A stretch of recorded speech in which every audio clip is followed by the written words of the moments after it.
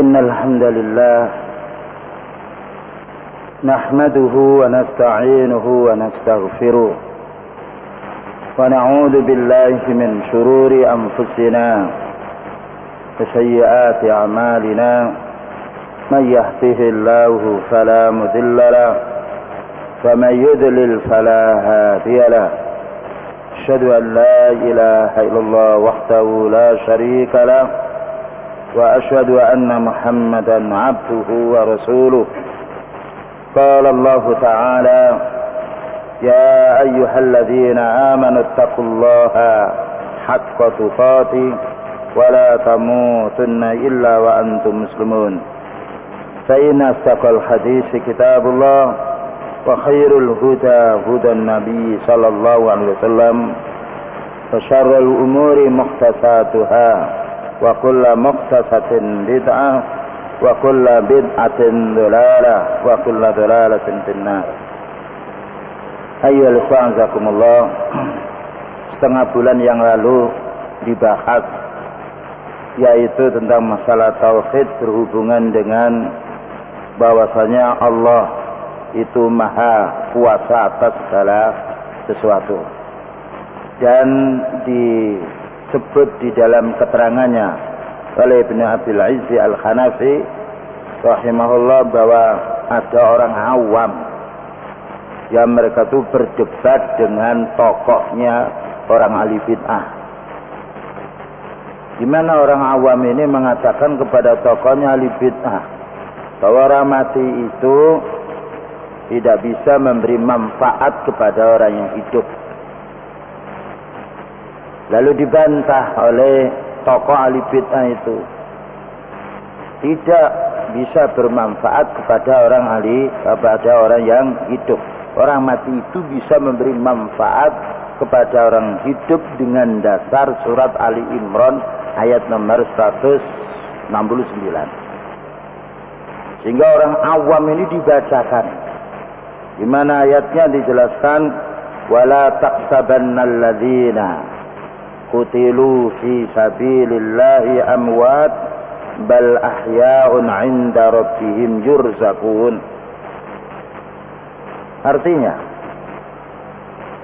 jangan kamu mengira orang yang mati berperang menuju jalan Allah itu dia mati. Jadi orang yang terbunuh di jalan Allah itu jangan kamu kira itu mati, tetapi dia itu hidup di sisi Rabb mereka itu diberi rezeki. Ini dalilnya orang ahli bid'ah ketika membantah orang awam yang sifatnya dia mengenal tauhid. Baik, dalil itu benar dari surat Ali Imran ayat nomor 169. Tetapi dibantah oleh orang awam. Loh, itu kan yurzakun. Mereka itu diberi rezeki, bukan mereka itu memberi rezeki. Jadi yurzakun bukan yurzikun. Kalau yurzikun kan memberi rezeki. Dan bukan yarzukun. Tetapi yurzakun, mereka itu diberi rezeki. Apa katanya orang awam ini? Ya, saya minta bukan kepada yang diberi rezeki, tapi saya minta kepada orang yang memberi rezeki, kepada yang memberi rezeki, yaitu Allah. Kemudian berhentilah. Tokoh ahli bid'ah itu tidak bisa menjawab. Karena apa? Karena itu mereka itu diberi bukan memberi. Dan diberi itu karena butuhnya kepada yang memberi. Oleh karena itu saya minta kepada yang memberi rezeki, yaitu Allah Ta'ala. Dan kemarin juga beberapa SMS supaya menjawab, yaitu menjelaskan kembali, diantaranya dari 081910666168. Dan ini boleh ikhwan kita, karena melihat dari taklim yang sangat yaitu sempit waktunya, boleh lewat SMS dengan menghubungi telepon saya 081 330 738 554 insyaallah, yaitu apabila masuk sebelumnya soal itu akan kami sampaikan karena berhubungan dengan taklim yang kami sampaikan di masjid ini, sehingga apabila dikirim sebelumnya SMS itu akan lebih luas jawabannya. Baik. Jadi dengan banyaknya SMS ini perlu kami jelaskan kembali. Di antaranya ada pertanyaan, siapa sebenarnya wali Allah itu? Dan benarkah orang mati itu bisa memberi manfaat kepada orang yang hidup berdasarkan surat Al-Ali Imran nomor 169? Jawabnya, yang dinamakan waliullah itu disebut di dalam ayat ala inna awliya Allahi la khawfun alaihim walahum yahzanun alladzina amanu wa kanu yattaqun. Ketahuilah wali-wali Allah itu yaitu orang yang tidak sedih dan tidak khawatir, la khaufun tidak takut, walahum yahzanun dan juga tidak sedih, tidak khawatir. Siapa orang yang hatinya tidak dilanda dengan ketakutan kepada manusia dan tidak dilanda dengan kesedihan itu, yaitu alladzina amanu wa kanu yattaqun, yaitu orang-orang yang beriman dan bertakwa, itu dinamakan waliullah. Jadi waliullah itu bukan hanya satu orang, dua orang. Setiap orang mukmin yang beriman kepada Allah Ta'ala dan melaksanakan apa menjadi perintahnya dan meninggalkan apa menjadi larangannya, itu dinamakan waliullah. Rasulullah SAW waliullah, para sahabatnya semuanya waliullah, para tabi'in ahli hadis adalah waliullah. Cuma tingkatan wali Allah itu berbeda, ya, tingkatan hamba yang menjadi wali Allah itu berbeda, disesuaikan dengan amal dan juga disesuaikan dengan imannya yang ada. Jika tambah imannya dan tambah yaitu amalnya yang baik, maka tambah kuat dia menjadi waliullah. Itu makna waliullah. Jadi waliullah bukan orang yang memiliki keanehan, bisa terbang atau sholat kemudian sholatnya yaitu di Mekah sedangkan dia di tempat negerinya, itu maka tidak benar. Waliullah itu adalah orang yang beriman dan beramal soleh. Alladzina amanu wa kanu yattaqun. Kemudian bantahannya terhadap surat Ali Imran 169, kita tidak membantah ayat, karena ayat adalah dari Allah Subhanahu wa taala. Tetapi kita ingat di dalam hadis bahwasanya Quran itu lana wa alaina. Quran itu bisa menjadi sebab dalil kita dan juga menjadi yaitu yang membantah kita. Jadi Al-Quran bisa mendukung kita apabila kita yang hak dan bisa membantah kita apabila kita batil. Ayat yang dibaca itu benar karena memang itu ada di dalam Al-Quran surat Ali Imran 169. Tetapi ikhwan, perlu dipahami bahwasanya ayat itu tidaklah sebagai dalil bagi orang ahli bid'ah yang menjelaskan bahwa orang yang mati itu bisa bermanfaat atau bisa berbuat kebaikan atau menolak bahayanya orang yang hidup. Tidak, karena ayat itu tidak memberikan penjelasan. Bahkan juga tidak benar bahwasanya orang meninggal dunia itu bisa yaitu memberi manfaat kepada orang hidup, bisa memberi rezeki kepada hidup, karena mereka itu diberi. Dan karena diberi berarti mereka itu membutuhkan. Bukan mereka itu memberi sesuatu kepada orang yang hidup, tapi mereka itu diberi oleh Allah Subhanahu wa taala, sebagaimana keterangan orang awam tadi membantah mereka itu diberi rezeki, bukan memberi rezeki.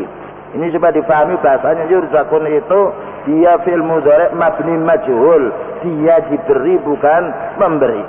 Dan dia diberi karena kebutuhannya, karena kemiskinannya. Yang nomor dua, sesungguhnya perlu difahami bahwasanya yang berhak untuk dimintai adalah yang memberi rezeki, yaitu Ar-Razzaq, Allah Ta'ala. Jadi yang berhak untuk dimintai dan yang wajib dimintai adalah Allah Ta'ala, karena huwa Ar-Razzaqu dzul quwwatil matin.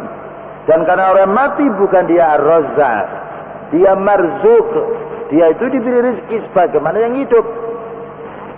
Kemudian berikutnya makna wala tasabanna alladziina qutilu fi sabilillah. Apabila yang dimaksudkan qutilu fi sabilillah itu orang yang jihad fi sabilillah, yang perang melawan orang kafir sehingga mati di dalam medan pertempuran, apakah memang benar mereka itu minta kepada orang mati dalam pertempuran?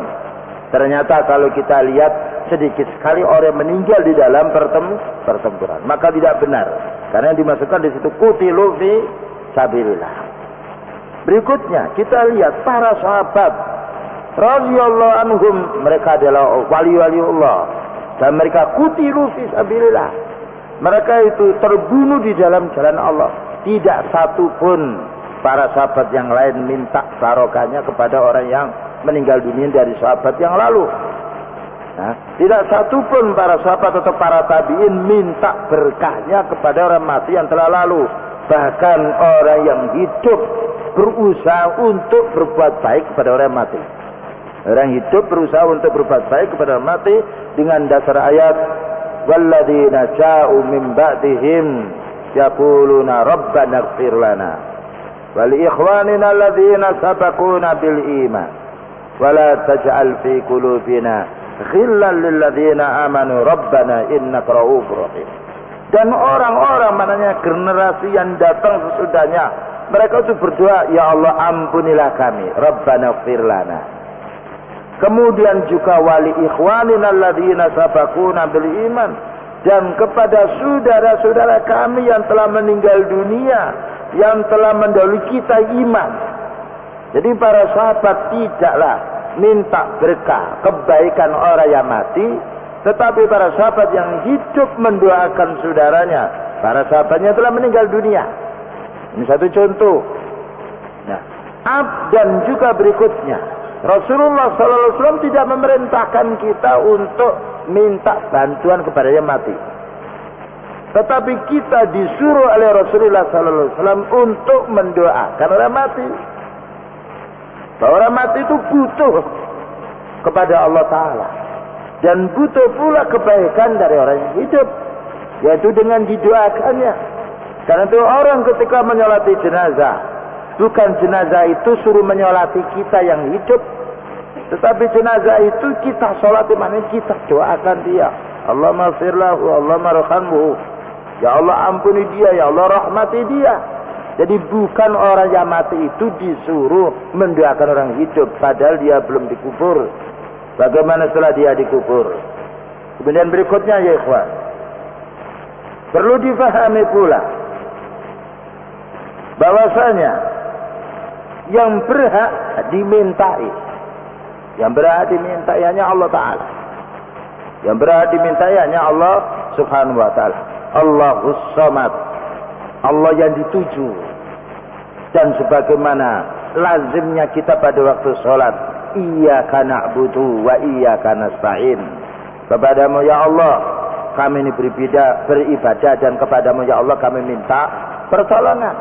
Kita telah berikrar, berjanji setiap sholat, wa iyyaka, dan kepadamu ya Allah nasta'in, kami minta pertolongan. Dan kita tidak mengatakan wa iyyal kubur, wa iyyal ulama, wa iya yang lain, tidak. Tapi wa iyyaka, dan kepadamu ya Allah kita minta pertolongan atau minta bantuan. Dan itu ringkasnya dari SMS yang masuk di dalam yaitu HP kami. Nah, kita lanjutkan sekarang bab berikutnya, qauluhu, perkataannya Al-Imam At-Tahawi rahimahullah, khalaqal khalqa bi'ilmi.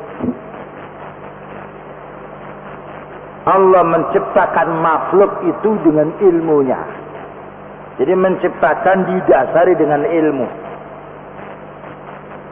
Dia berkata khalaqal khalqa bi'ilmihi. Allah itu menciptakan makhluk dengan ilmu. Perlu difahami ya ikhwan. Orang membuat sesuatu itu dibutuhkan dua perkara. Jadi orang membuat sesuatu dibutuhkan dua perkara. Pertama, mengilmui yang akan dibuat. Mengilmui yang akan dibuat. Yang nomor dua, mampu membuat. Punya kemampuan. Atau orang punya ilmu tapi dia tidak mampu. Taruhlah orang dia punya ilmu bangunan, membangun. Tapi tangannya dia lumpuh dua-duanya. Tidak mampu dia membangun. Ada orang itu punya kemampuan fisik tapi tidak punya ilmu.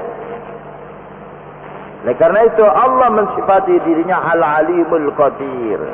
Allah itu maha mengetahui lagi maha berkuasa, maha mampu. Al-Qadir. Wa huwa ala kulli syai'in qadir. Disertakan ilmunya dengan kemampuannya. Karena yang memiliki ilmu, yang memiliki kemampuan, dialah yang bisa mewujudkannya. Oleh karena itu dijelaskan di sini, khalaqal khalqa bi ilmi. Dijelaskan oleh Ibnu Abil Izzi Al-Hanafi di dalam syarahnya, khalaq itu maknanya aujada wa ansha'a wa abda'a. Khalaqa artinya mewujudkan dari yang tidak ada menjadi ada. Wa ansha'a dan menumbuhkan yang asalnya tidak ada. Wa abda'a dan membuat yang baru yang tidak ada contoh sebelumnya. Itu maknanya khalaqa. Oleh karena itu kalimat khalaqa tidak boleh dipakai oleh makhluk. Ana khalaqtu tidak boleh. Saya menciptakan tidak. Karena kalimat khalaqa itu mewujudkan suatu yang asalnya tidak ada menjadi ada. Dan mewujudkan sesuatu bukan dengan sebab yang lain. Berbeda orang membuat pulpen. Betul asalnya tidak ada. Tapi barang-barangnya yang dibuat untuk membuat pulpen itu sudah ada. Orang membuat pesawat dulu memang belum ada. Tetapi benda-benda itu dari besi, dari apa yang itu sudah ada sebelumnya. Oleh karena itu dikatakan sona'ah. Sona'ah itu jadi membuat. Tetapi tidak menciptakan. Sona'ah itu oleh karena itu orang sufi mengatakan, orang Qadariyah yang mengatakan Allah itu bukan khalik tapi as-sani. Maka ibarat itu tidak benar. Tetapi yang ada adalah al-khalik. Karena itu kita tidak boleh memberi nama diri kita atau anak kita al-khalik, tidak boleh. Tetapi harus Abdul Khalik, hambanya zat yang menciptakan. Itu makna khalaqal khalqa bi ilmihi, menciptakan makhluk dengan ilmunya. Kemudian juga wayati khalaqa aidan bimana qaddara. Dan juga khalaqa ini juga mempunyai makna qaddara, menentukan, yang menakdirkan, yang mewujudkan dan menentukannya. Sebagaimana Allah Subhanahu wa taala menjelaskannya di dalam surat Al-Mulk ayat nomor 14, ala ya'lamu man khalaqa wa huwal latiful khabir. Sudah ta'ala, ingatlah bahwasanya Allah itu mengetahui apa yang ia ciptakan, atau mengetahui yang dia ciptakan. Apa saja yang diciptakan oleh Allah diketahui. Bukan hanya diketahui yaitu makhluk yang diciptakannya, tetapi diketahui pula gerakan makhluk itu sendiri. Diketahui pula gerakan makhluk itu sendiri. Ini supaya dipahami. Dan ini hanya haknya Allah. Wa huwal latiful khabir. Demikian juga Allah Subhanahu wa taala berfirman di dalam surat Al-An'am ayat nomor 61, wa indahu mafatihul ghaibi la ya'lamuha illa huwa wa ya'lamu ma fil barri wal bahri wa ma tasqutu min waraqatin illa ya'lamuha wala habbatin fi dhulumatil ardi wala rabbin wala yabisin illa fi kitabim mubin. Artinya hanya di sisi Allah kunci-kunci barang gaib. Maknanya gaib itu sesuatu yang tidak bisa diketahui oleh satupun manusia, itu namanya gaib. Kalau sebagian orang tahu, sebagian yang lain tidak tahu, itu bukan namanya gaib. Orang bisa membuat yaitu komputer, orang awam tidak bisa, itu bukan namanya gaib. Jadi gaib itu sesuatu yang tidak bisa dijangkau oleh otak manusia dan tidak bisa diketahui oleh manusia, jadi namakan gaib. Dan itu hanya Allah yang tahu. Dan tidaklah yang bisa mengetahuinya kecuali Allah. Dan Allah mengetahui apa yang di dalam daratan dan apa yang di dalam laut. Dan apa yang jatuh berupa daun-daun diketahui oleh Allah. Dan biji-bijian yang terpendam di dalam tanah diketahui oleh Allah.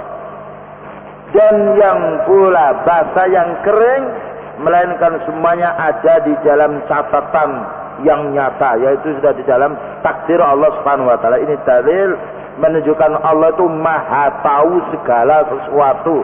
Tidak ada makhluk yang tidak diketahui oleh Allah. Dan katanya Imam Ibnu Abil Izzi Al-Hanafi, maksud daripada Imam Tahawi menjelaskan khalaqal khalqa bi ilmihi, maknanya wa fi dzalika raddun 'alal mu'tazilah. Yang demikian itu membantah kelompok Mu'tazilah. Jadi kelompok Mu'tazilah ini seperti kelompok Qadariyah, di mana mereka meyakini bahwa Allah itu tidak tahu perbuatan hamba melainkan setelah berbuat hamba itu. Naudzubillah min dzalik. Jadi kalau Allah tidak tahu perbuatan hamba kecuali hamba itu setelah berbuat, berarti tidak ada bedanya Allah dengan makhluknya. Karena kita mengetahui yang zamannya hadir di sini setelah kita di sini. Dan ini adalah batil. Dan ini berarti mensifati Allah itu dengan sifat yang kurang, dengan sifat yang jahil, dengan sifat yang bodoh, yang tidak tahu. Ta'ala Allahu amma yasifuna 'uluwan kabira. Di sini ada khiwar, ada dialog yang dijelaskan di sini orang Mu'tazilah. Ya. Qala al-Imam Abdul Aziz Al-Makki, sahibul Imam Syafi'i rahimahullah, wa jalisuhu, berkata Imam Abdul Aziz Al-Makki, mereka itu adalah pengikut Imam Syafi'i dan juga kawan akrabnya. Fi kitab Al-Haida, di dalam kitabnya Al-Haida, ini kitab untuk membantah orang ahli bid'ah. Alladzi haka fi munadharatihi Bisran Al-Mirisi, yang mana telah menceritakan debatnya dengan Bisr Al-Muraisi. Al-Muraisi ini adalah orang Mu'tazilah. Bisr Al-Muraisi adalah orang Mu'tazilah. Hindal Ma'muni, yaitu disaksikan oleh Al-Ma'mun. Ma'mun, yaitu imam. Imam Al-Ma'mun namanya. Haitsu sa'alahu an ilmihi ta'ala, di mana ditanya Bisr Al-Murisi ini tentang ilmu Allah Ta'ala.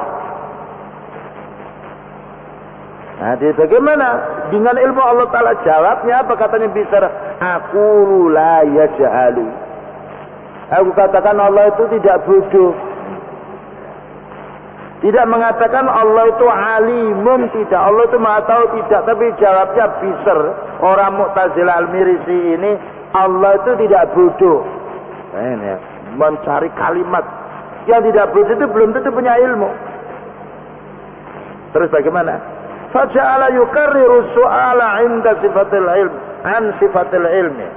Maka senantiasa Al-Imam Abdul Aziz Al-Makki ini menanya Bisr Al-Mirisi ini berkali-kali bagaimana tentang sifat ilmu Allah Ta'ala. Wa Bisr yaqul, sedangkan Bisr orang Mu'tazili ini mengatakan aqulu la yajhalu. Allah itu tidak bodoh. Dijawabnya Allah tidak bodoh. Tetapi tidak mau mengatakan Allah itu punya ilmu, enggak mau dia. Wala ya'tarifu lahu annahu 'alimun bi ilmin. Maka Bisr itu tidaklah mengakui bahwa Allah itu alim. Alimun, yang punya ilmu tidak diakui. Tidak mau mengatakan alimun bi ilmin, tetapi menggantinya dengan kalimat la yajhalu. Allah itu tidak bodoh. Faqala al-Imam Abdul Aziz, maka berkata Imam Abdul Aziz, ini orang ahli bid'ah yang dibantah oleh orang ahli sunnah. Ya. Dan mesti orang ahli sunnah itu menang kalau dia punya ilmu. Karena kepastian itu karena Allah memberikan ilmu kepada ulama sunnah. Dan setiap bid'ah pasti akan dibantahnya. Nafyul jahli la yakunu sifatu madkhin, la yakunu sifatu madkhin. Dengan meniadakan kebodohan, kamu mengatakan Allah itu tidak bodoh, itu bukan sifat terpuji. Itu bukan sifat terpuji. Lalu dikatakan fa inna hadhil ustuwana la tadhalu. Tiang masjid itu tidak bodoh dia. Tiang masjid itu kan tidak bodoh dia. Ya, tetap ya, kalau kita mengatakan tembok ini tidak bodoh, itu bukan memuji. Karena tembok ini tidak punya sifat ilmu. Tetapi kalau ada orang, ada santri, ada talib, dia tidak bodoh. Oh, dia alim, bagus dia pintar, bukan dia tidak bodoh. Ya. Karena apa? Karena manusia punya sifat memiliki ilmu dan memiliki sifat bodoh. Berbeda dengan tiang, berbeda dengan mikrofon. Dikatakan mikrofon ini tidak bodoh, itu bukan memuji dia. Karena dia tidak punya sifat ilmu. Bagaimana Allah dikatakan disamakan dengan tembok? Disamakan yaitu dengan tiang, disamakan dengan benda yang lain. Dijelaskan di sini waqad masakhallahu ta'ala al-anbiya'a wal malaikatal wa mu'minina fil ilmi la binafil jahli. Katanya Imam Abdul Aziz Al-Makki. Jadi termasuk yaitu mazhabnya Imam Syafi'i rahimahullah. Orang yang dekat dengan Imam Syafi'i rahimahullah. Apa katanya? Allah memuji para nabi, memuji malaikat, memuji orang mukmin dengan ilmu. Innama yakhshallaha min ibadihil ulama. Sesungguhnya yang paling takut kepada Allah hambanya ini adalah ulama. Jadi orang punya ilmu, dipuji oleh Allah Ta'ala. Jadi Allah memuji orang punya ilmu. Bagaimana Allah dikatakan bodoh? Tidak bodoh. Allah tidak mengatakan bahwasanya manusia itu tidak bodoh, bahwa nabi itu tidak bodoh, bahwa malaikat tidak bodoh. Tapi dikatakan mereka itu punya ilmu. Innama yakhshallaha min ibadil ulama. Dan juga para anbiya juga memohon Rabbi zidni ilma. Bukan Rabbi zidni la bodoh atau la jahlin. Ya Allah tambahi saya ilmu. Jika Allah memuliakan manusia dengan ilmu, bagaimana Allah tidak berilmu? Jika makhluk itu dia punya ilmu datangnya dari Allah Ta'ala, bagaimana Allah ditolak bahwasanya tidak punya ilmu? Ini menunjukkan bodohnya Mu'tazilah dan bodohnya Qadariyah.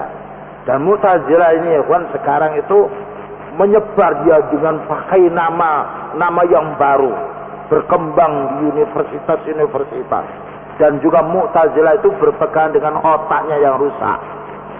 Dia tidak kembali kepada din, tetapi ayat itu direkayasa dengan akalnya. Kalau zaman kita namanya JIL, Jaringan Islam Liberal. Hati-hati.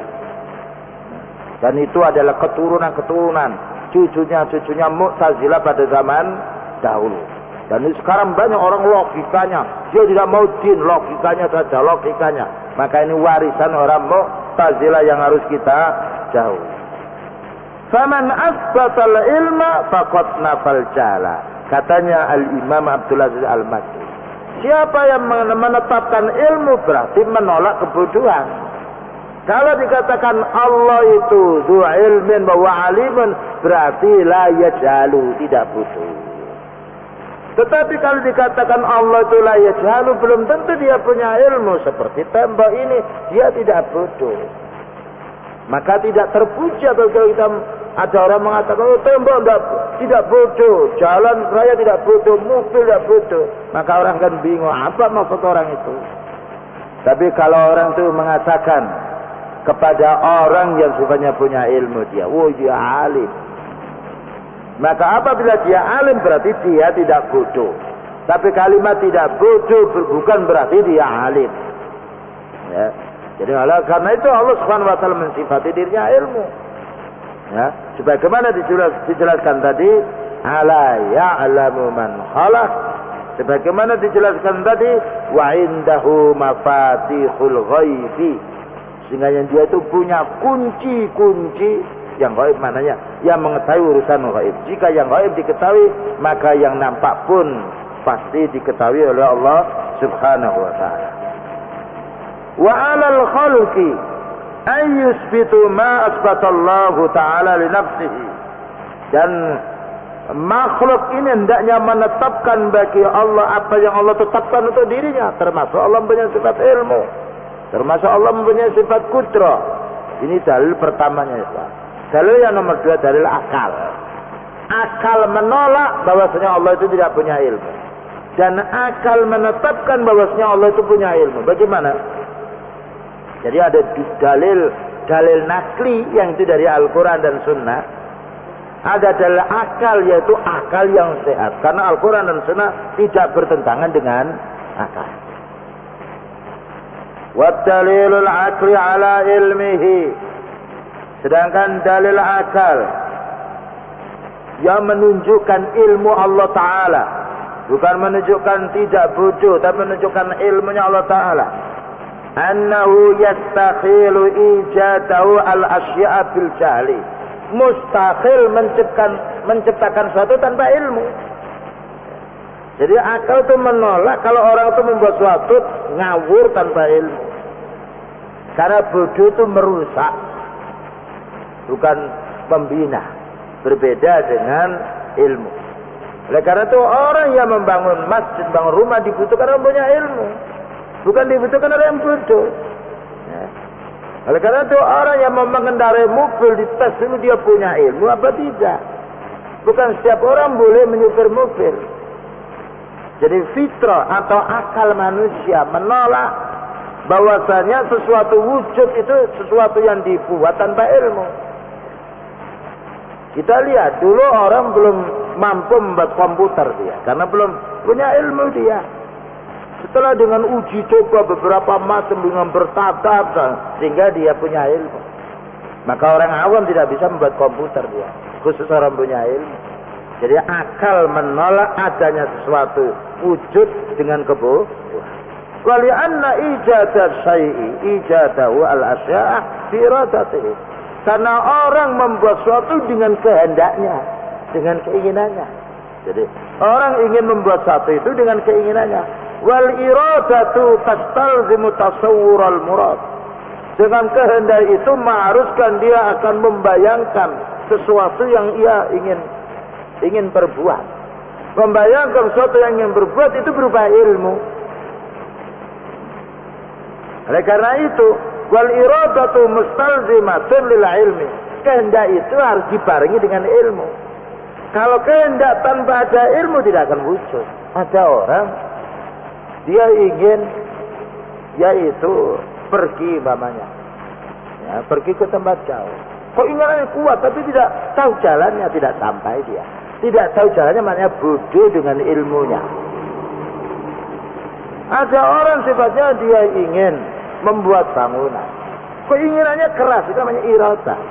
Tetapi dia tidak memiliki ilmu untuk bangun, tidak tahu apa itu semen, tidak tahu apa itu pasir, tidak tahu campurannya, maka dia tidak akan bisa membuat rumah itu sendiri.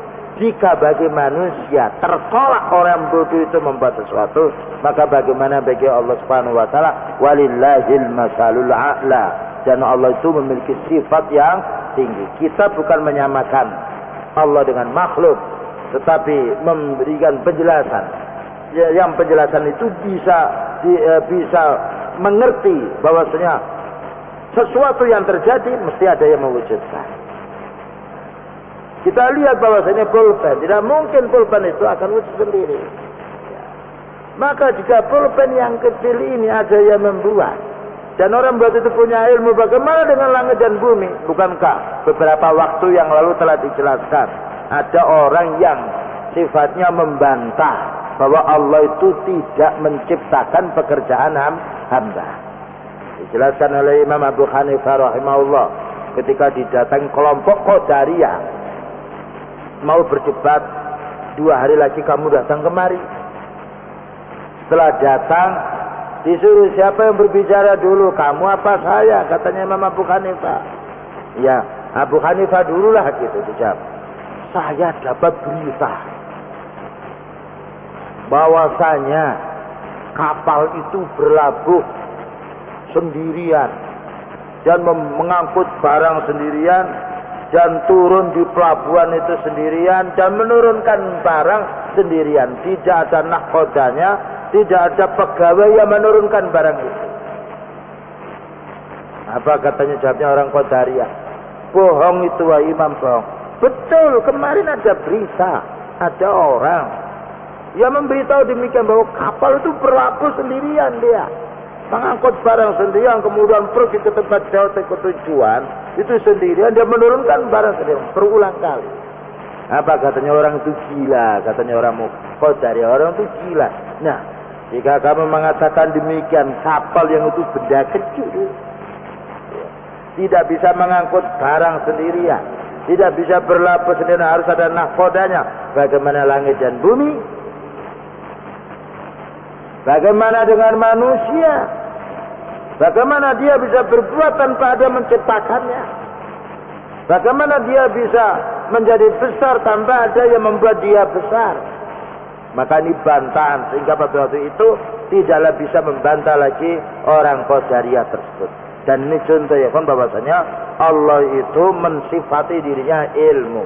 Dan saya katakan tadi, yang menciptakan sesuatu itu pasti mempunyai sifat ilmu dan pasti mempunyai sifat kemampuan, al-qudrah, wa huwa ala kulli syai'in qadir. Karena ada ilmu tapi tidak mampu, tidak akan wujud.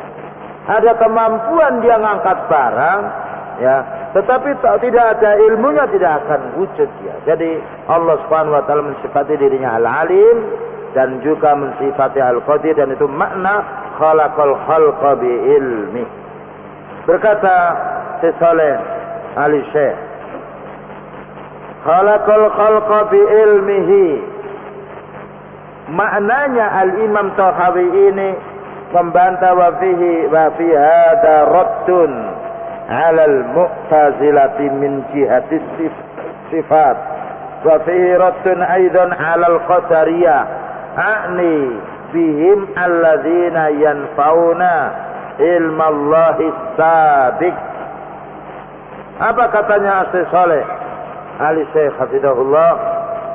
Yang dimaksud perkataan Al-Imam Tahawi di sini membantah dua kelompok kaum muslimin yang tersesat.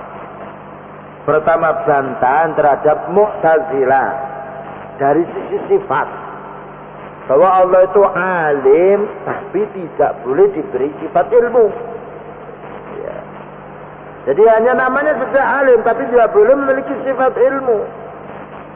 Makanya tadi ketika ditanya bagaimana dengan sifat ilmu Allah, la yajhal, Allah tidak bodoh, jawabnya gitu dia. Bukan Allah punya ilmu, enggak, tapi dia tidak bodoh. Maknanya tidak bodoh itu tidak memiliki ilmu, itu maksud mereka. Jadi pertama, bantahan terhadap Mu'tazilah yang meniadakan sifat ilmu bagi Allah. Jadi Mu'tazilah itu dia punya prinsip, kalau Allah al-alim itu enggak punya ilmu, pokoknya namanya saja. Kalau dia Allah mengatakan al-qadir, maha kuasa, tapi hanya nama, tidak punya sifat al-qudrah, dan ini adalah salah total. Karena apabila Allah tidak punya sifat, bagaimana Allah bisa menciptakan makhluknya? Yang nomor dua, bantahan Qadariyah. Al-Qadariyah itu mengakui adanya Allah itu punya ilmu, tapi ilmunya datang setelah makhluk ini berbuat. Nah gitu loh. Seperti sekarang kita ada di masjid ini. Nah, Allah itu baru tahu sekarang kita itu berada di masjid. Kemarin tidak tahu. Gitu. Nah, ini pemahamannya Qadariyah. Jadi menetapkan ilmu bagi Allah, tapi ilmunya kapan datang, kapan diketahui oleh Allah, kalau sudah peristiwa itu terjadi baru diketahui oleh Allah. Tidak ada bedanya seperti manusia. Manusia mengetahui, kita mengetahui saudara kita ada di masjid ini karena kita sekarang di sini. Berarti sebelumnya kita tidak tahu. Dan ini disamakan Allah dengan makhluknya, dan ini dibantah oleh Al-Imam Tahawi rahimahullah bahwasanya Allah Subhanahu wa taala khalaqal khalqa bi ilmi. Dan faedah yang besar ya, Pak. Kenapa kita terlalu panjang lebar membahas masalah perkara ini? Pertama, yakinilah bahwasanya Allah itu maha mengetahui. Maha mengetahui apa yang kita perbuat. Dan maha mengetahui apa yang kita bisikkan di dalam hati. Dan maha mengetahui yang jelas, yang samar diketahui oleh Allah. Kita sendirian diketahui oleh Allah. Dan kapan saja diketahui. Dan Allah mengetahui kita bukan hanya sekarang, tetapi semenjak yaitu belum diciptakan kita, Allah sudah mengetahui. Berbeda dengan ilmunya manusia. Karena ilmunya manusia baru dia. Dan ini supaya kita yakin bahwasanya Allah itu mengetahui segala apa yang kita perbuat. Dengan demikian kita menjadi orang yang ahli takwa. Dengan demikian kita menjadi orang yang giat beribadah kepada Allah. Karena orang merasa diketahui oleh Allah, berarti dia harus takut siksaannya dan berharap pahalanya. Kalau orang qadariyah tidak, dia gampang saja, remeh saja beribadah. Makanya orang sufi atau yang lain, dia tidak mau beribadah bersungguh-sungguh. Karena apa? Tidak ada keyakinan bahwasanya Allah itu mengetahuinya. Atau mengetahui baru itu berarti yang sama-sama tidak diketahui oleh Allah Ta'ala. Karena itu Allah Subhanahu wa Ta'ala menjelaskan, wa huwa ala kulli syai'in qadir. Ala ya'lamu man khalaq wa huwa latiful khabir. Kemudian berikutnya dijelaskan pula oleh Al-Imam Abu Hanaf Ibnu Abil Izzi Al-Hanafi, wa yamtani'u alla yakuna al-khaliqu aliman wa hadha lahu tariqani.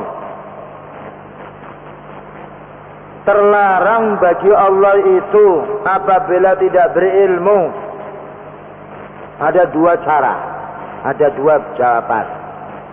Jadi apabila orang mengatakan Allah itu tidak punya ilmu kecuali apabila sudah terjadi menurut pendapatnya Qadariyah.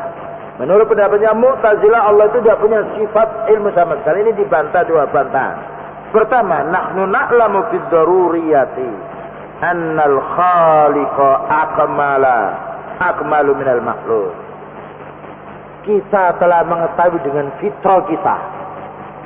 Kita telah mengetahui dengan fitrah kita bahwa Allah yang pencipta itu lebih sempurna daripada makhluk. Jadi kita telah mengetahui bahwasanya yang menciptakan itu lebih sempurna daripada yang diciptakan. Itu tidak bisa ditolak oleh akal. Dan itu sudah kepastian, itu hukum fitrah, hukum akal. Bahwa yang membuat lebih sempurna daripada yang dibuat. Wa annal wajiba akmalu minal mungkin. Dan sesungguhnya yang wajib itu lebih sempurna daripada yang mungkin. Bagaimana maknanya? Sesungguhnya yang wajib wujud, yaitu Allah.